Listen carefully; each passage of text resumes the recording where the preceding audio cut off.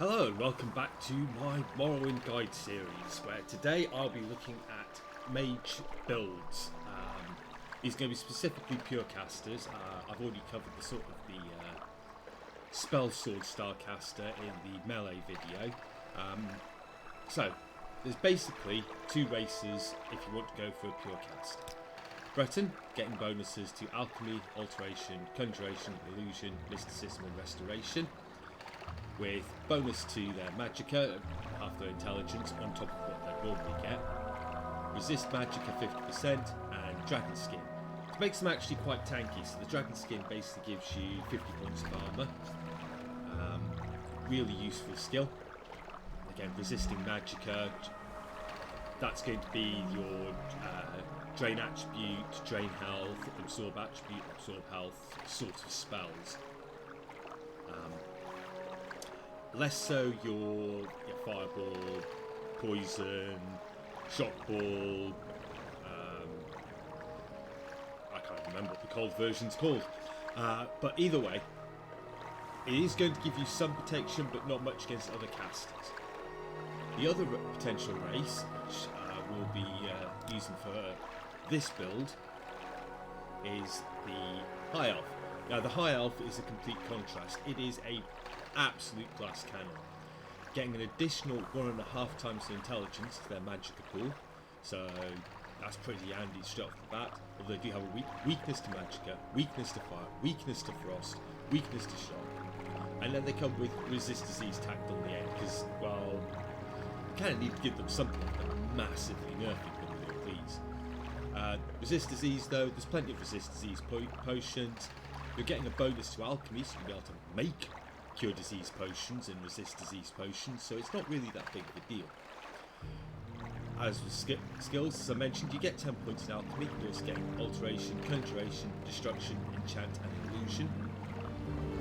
And these are great for more of your sort of raw damage dealer, pure mage. So we'll just jump straight in here. Great. I'm sure you'll fit right in. Follow me up to the office and they'll finish your release. Okay. In. Yes, we've been expecting you. You'll have to be recorded before you're officially released. There are a few ways we can do this, and the choice is yours. Okay, so we'll go and create a new class.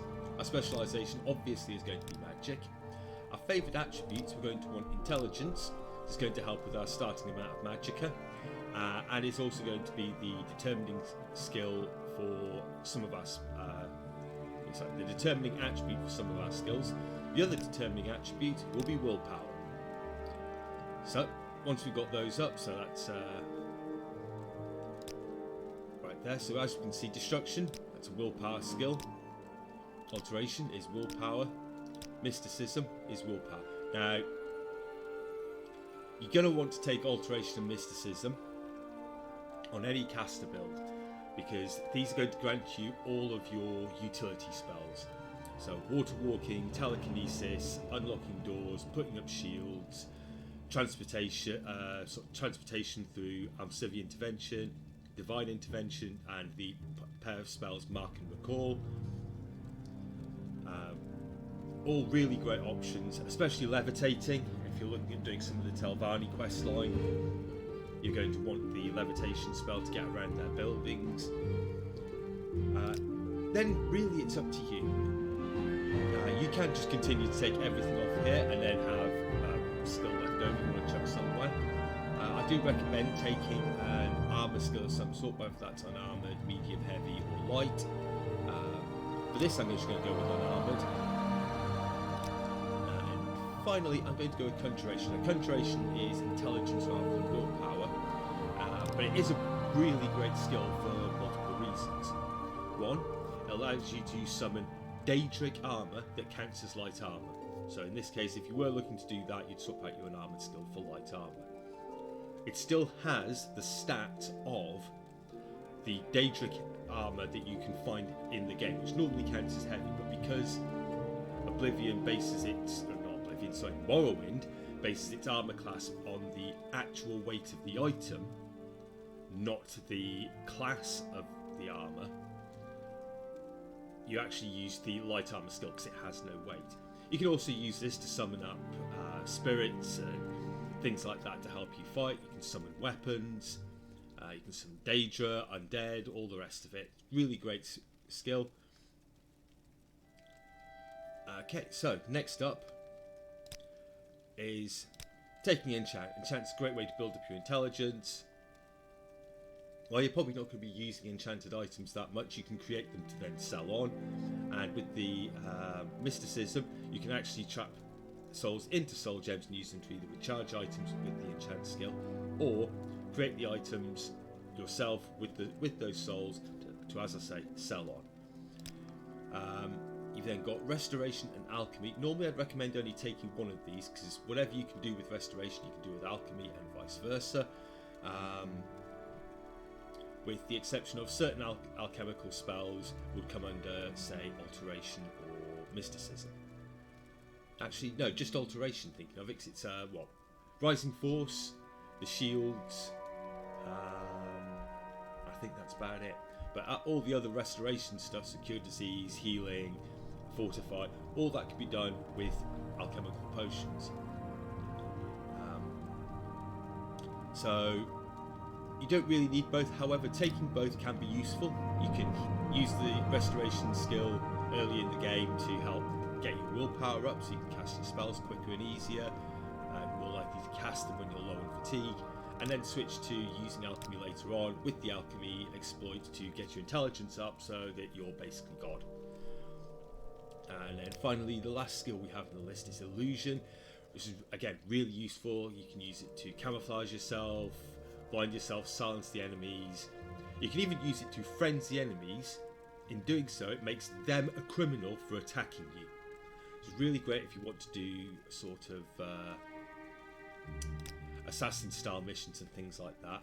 And normally I'd recommend taking a weapon skill. I normally, because the starting spell with conjuration for summoning weapons is a dagger, I normally take short blade. This just gives you an option if you suddenly find yourself out of magicka, you can't rest and you have to fight.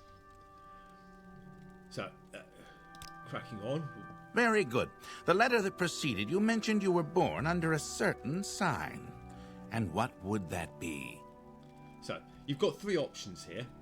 I normally go with the apprentice because it's giving you 1.5 times your intelligence modifier as additional magicka on top of the 1.5 times you're getting for being a high elf and the natural sort of magicka pool you'd get just from your int score. So this works out as about all in. Your magicka is going to be about 4 times your intelligence score. Does come with weakness to magicka 50% on top of the weakness to magicka 50% you already have. So you're going to be taking double damage from absorb health, drain health, and the spells that affect your attributes. So you may want to factor that in. If you want something a bit more safe, you can go with the Mage. Now we've already got a decent magicka pool, so only getting 0.5 times your intelligence modifier as additional magicka isn't that bad, and it gives you a nice safe way to play, but you're already a glass cannon, so it's up to you. The final one is Atronach, giving you 2 times your intelligence modifier as your magicka and spell absorption 50 points. So whatever the cost of the spell they cast, you can absorb up to 50 points of magicka from that spell. However, you cannot regain your magicka by resting. You need to use potions or spell absorption. So, I am going to go with the apprentice. Interesting. Now, before I stamp these papers, make sure this information is correct. Okay, so as you see, 240 magicka. Our spells, we've got shield, 5 points, which we're probably just going to use. Probably not even going to use it, actually. Probably just going to leave that and get a better version later. Water walking, always useful, especially if you're going around the islands to the north or east of Vardenfell. Band dagger, as I mentioned, gives you a nice little melee weapon. Summon ancestral spirit, summon ancestral ghost. Ghosts can only be harmed by magical weapons or, I think, silver weapons. So you've got that option of summoning that in the fight where the enemy just can't harm you. Fire bite, huge bit of fire damage, although it is on touch. Detect creature, not particularly useful, but we can get other spells from the mysticism school that we're really going to want later on. And our starting intelligence is 60, starting warpath 50. Our fatigue and health are pretty low, but we're a glass cannon. We're just going to look to supplement those with restoration spells and potions. Let's go through our stats. Destruction 45, alteration and conjuration 40, even mysticism's 35. So we've got a reasonable chance of getting off most of our spells. Short blade's a bit low, but we'll cover that in a second. So we'll click OK on that. Show your papers to the captain when you exit to get your release fee. Okay, and Continue through to the next building and talk to Celisgravius. as I'm not planning on actually playing this character, I'm just showing you it. I'm just going to skip all of this. I will grab the ring, just because we need to continue. So, Morrowind duties, thank you. Let's hear it. Okay, so, Hurry this up, Let's- will you? first off, go with the Band Dagger spell. We're automatically going to equip a Daedric Dagger. We look over at its stats, as you can see, we've got chop 9 to 20, slash 9 to 20, thrust 10 to 20. That's better than a lot of the starting long swords and long blades you're going to get in the game, and it's fortifying our short blade skill by 10 points, so we're now at 25. So we're not going to be completely crap. Other than that, certain things I want to talk about before I move on to the other build, which would be the sort of Breton necromancer summoner type character, is quest lines. So there's really 4 magic based quest lines you can look into: the Mage's Guild, House Telvanni, the Temple, and the Imperial Cult. Now, if you do the Mage's Guild, eventually you're going to get to the point where you're going to get a quest that will stop you from doing the rest of the Telvanni quest line, or even engaging in the Telvanni quest line.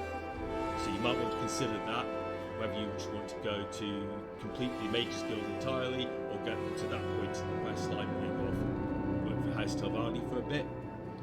Both are good options. You've also, spell right out. You've also got with the Temple and the Cult, they're kind of not going to like you if you work for the other one. So again, you're going to have to sort of pick one, but it shouldn't be that difficult. Other than that, let's move on to the Breton necromancer. So, with the Breton, we've already covered the specials and the skill bonuses, so we'll just move straight on from here. Great. I'm sure you'll fit right in. Follow me up to the office and they'll finish your release.